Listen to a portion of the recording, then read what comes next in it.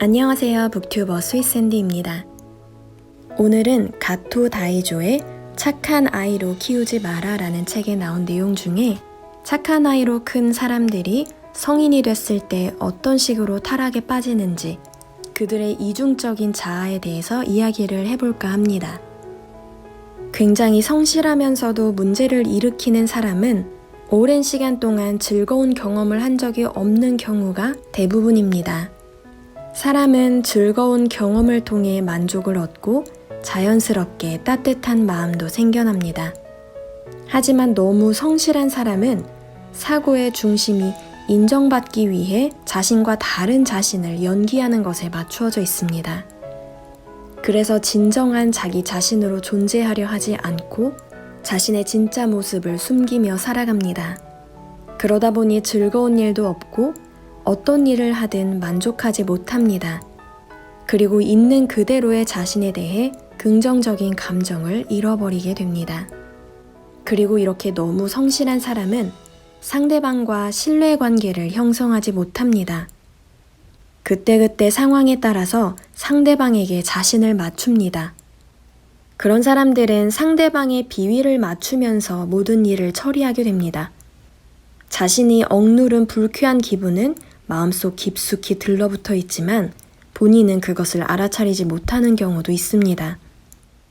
남들에게는 배려 깊은 사람, 참 착한 사람이지만 그건 내 자신을 아프게 만드는 행동인 것입니다. 이렇게 불만이나 증오심이 우리의 내면에 차곡차곡 우리도 모르는 사이에 축적이 되다가 어느 날 폭발하게 되면 범죄로 이어지는 겁니다. 그 중에 한 가지 예를 들어볼게요. 성실한 사람이 40 넘어서 바람을 피우는 예시입니다. 어떤 부인은 남편에게 다른 여자가 생겼는데 남편과 무조건 헤어지고 싶지 않다고 말한 여성이 있습니다. 이 여성은 나이가 42살인데요. 1년 전부터 남편에게 다른 여자가 생겼다는 걸 알게 됐습니다. 그리고 남편은 이 여성에게 이혼하자고 요구했지요. 이 여성의 남편이 만나는 A는 30살의 여성으로 2년 전부터 남편 밑에서 일하게 되었습니다. 이 여성도 남편의 후배인 직장 동료와 이미 결혼한 상태였습니다. 그러니까 이 남성과 여성 모두 유부남, 유부녀였던 거죠. 남편은 매주 토요일에 애인을 만나러 갔습니다. 부인은 자동차 열쇠를 찾으려고 남편 양복 주머니를 뒤졌는데 모텔 영수증과 연애 편지가 나왔습니다. 남편은 여자 문제가 들통나면 회사를 그만둘 각오까지 한 상태였습니다. 부인에게 지금까지 이런 일이 또 있었던 적이 있는지 물었더니 여자 문제를 일으킬 거라고는 상상도 못할 정도로 굉장히 진지하고 성실한 사람이었다고 말했습니다. 남편은 지금까지 자신을 지키기 위해 성실하게 살아왔습니다. 그저 자기 자신을 지키기 위한 방어적인 성격으로 성실하게 살아온 남성이 사랑에 눈이 멀어서 통제가 안 된 겁니다. 일반적으로 우리는 성실한 사람은 좋다고 생각하지만 성실함 그 자체가 반드시 좋은 것만은 아닙니다. 아마도 남편은 어렸을 때 부모의 안색을 살피며 성실하게 생활해 왔을 겁니다. 행동은 성실하지만 마음은 부재 상태였을 수도 있습니다. 다른 사람을 배려하긴 하지만 자기 집착적인 배려라고 볼 수 있습니다.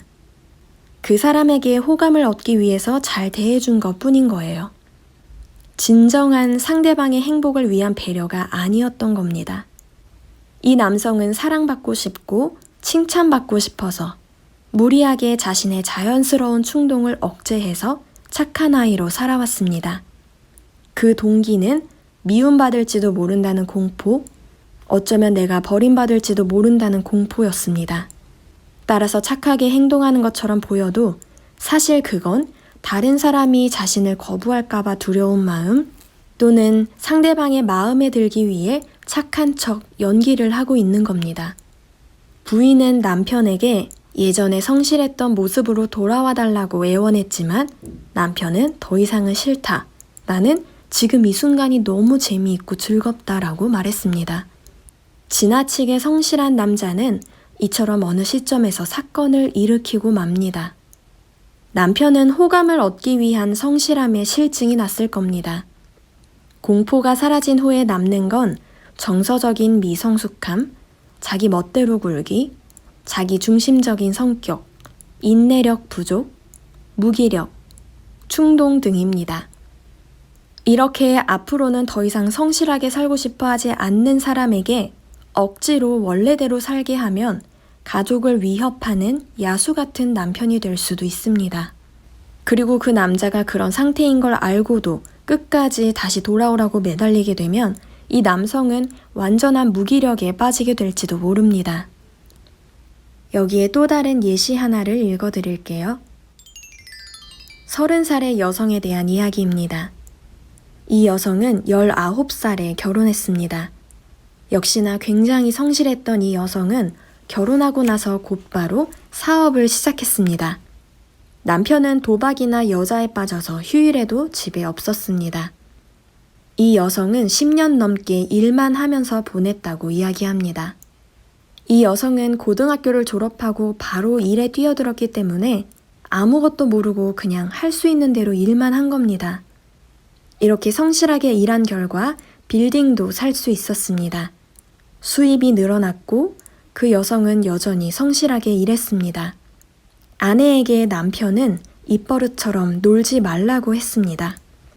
이 여성은 남편에게 사랑받고 싶었고 인정받고 싶었기 때문에 남편의 요구대로 모든 즐거움을 멀리하고 성실하고 근면하게 일만 했습니다. 하지만 여유가 생기니까 문득 내가 지금까지 뭘 한 걸까 하는 생각이 들었습니다. 그때 누군가가 노래방에 가자고 했고 이 여성은 아무 생각 없이 따라가게 됩니다. 그러고는 세상에 이렇게 재밌는 게 있다는 걸 깨닫게 됩니다.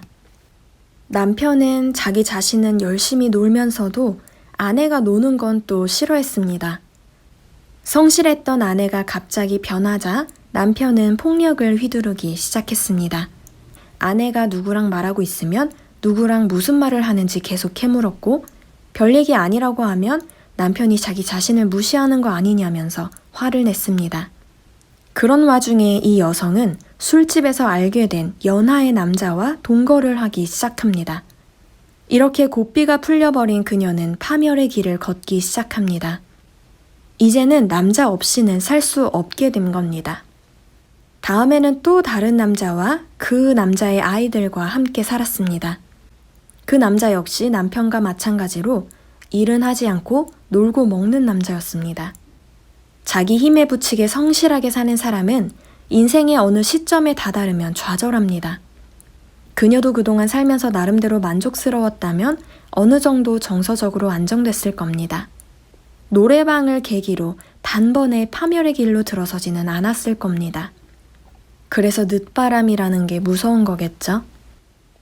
세상에는 착한 아이로 살고 있는 사람들이 굉장히 많습니다.